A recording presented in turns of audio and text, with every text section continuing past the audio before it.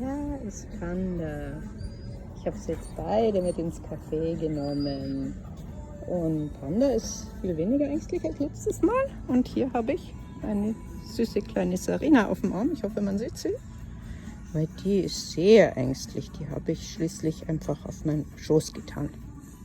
Ja, sieht man die? Ja, man sieht sie. Ja, da soll sie sich erstmal beruhigen. Die ist völlig nass gesabbert. Weiß ich nicht, wie das im Auto dazu gekommen ist. Die war im Auto dann so müde geworden, dass sie geschlafen hat. Das kann sie hier gerne wieder machen.